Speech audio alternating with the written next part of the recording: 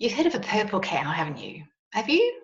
Well, I'm not a purple cow, although normally I do have a bit of purple hanging around, but you could call me perhaps a pink coach.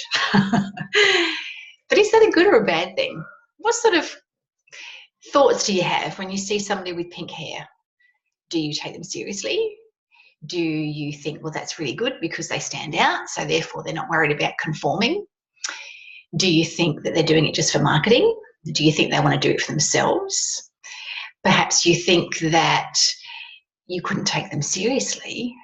In fact, when I was an executive manager for a leading financial institution, the CEO said to me, Rachel, I know you have an opinion, but I really can't take somebody with pink hair seriously. We're going back about 15 years and only had a couple of streaks in my hair then. You can imagine now. But it's an interesting thing, isn't it? Because what is conformity? If you conform to what everybody else does that make it something that's better for you in business, worse for you in business, better for you personally, better for your career, or not? I mean, when you think about it, I can remember being at school and the teachers would always remember the worst child and the best child. But those in between, they just became sort of average and nobody really noticed them. It's been the same with property investing. You know, we bought a lot of property, 75 properties in, less than 6 years. So we got noticed because of that. Other people might have only bought, one or two and then had an awful story. And then people get noticed and it goes in the media. But what about all the other people that actually do really well but don't buy that many or don't have major problems? You just don't hear about them. So you really have to think about conformity and what it is that you want out of life.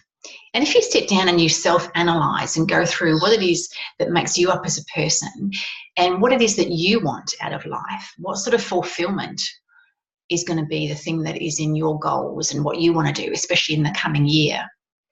When you think about all those types of things and consider, to get what I want to do or to have what I want to have, to be who I want to be, do I do anything differently? Is there anything about me that needs to change?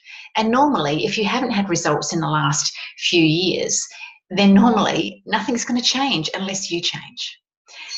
More than just a hair colour.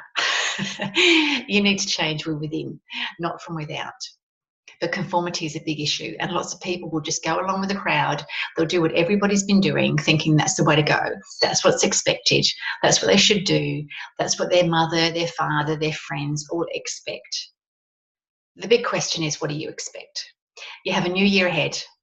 Make the most of the new year. Make the most of you. Be you. Don't be a clone of somebody else. Just be, do, and have what suits you to make you fulfilled, to have a wonderful, awesome, and fun life. Because if you're not having fun in life, you are actually missing the point.